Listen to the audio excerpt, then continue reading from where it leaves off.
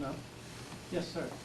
Bruce, we're just Noel, Democrat, John Kennedy. Thanks for putting on it. I'd just like to make a point, and that is that I heard the press conference with Senator Biden, Senator Hagel, and the senator from Michigan, Levin. And they intend to, I think the resolution is going to come up tomorrow in the Senate, which will be in direct opposition to the president's plan. Now, if we agree that's the right route to go, then I think that we should try to do something about it. We don't have, I mean, our senators are going to most likely be on board. Congressman Delahunt will be on board. But I think that there are things that we can do. For example, and I'll just throw this out as one possibility, the two senators from Maine, I think, could be approached. And I, for one, have relatives in Maine who I'm going to contact. They're already on. Olympia Snow's already declared for it. Call Susan Collins. Well, that can be reinforced as well. But, you know, Senator Hedlund's in here. He's a Republican. I think we should ask him.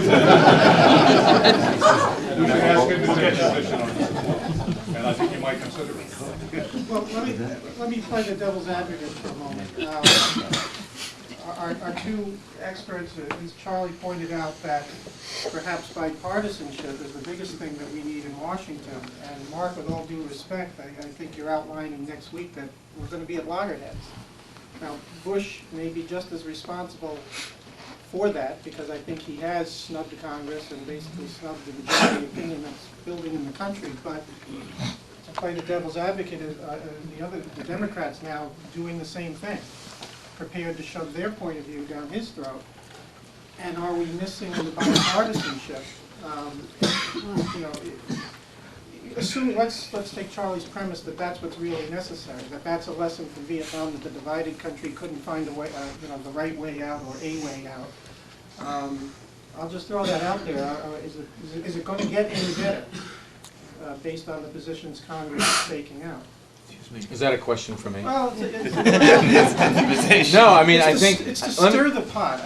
Well, I think, I mean, we had a bipartisan approach plan, a comprehensive plan that was laid before the president. He's basically walked away from that.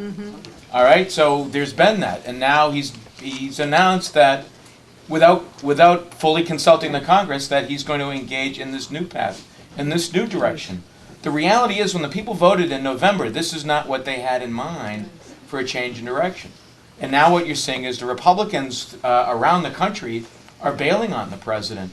You know, and I think that's what those are the. I mean, if you're interested in watching politics and watch what's unfolding, I think where you're going to see the greatest opportunity for changing direction and changing policies is if there's enough public pressure, as this gentleman was suggesting, on the Republicans to fall in and put more pressure on the president to do something.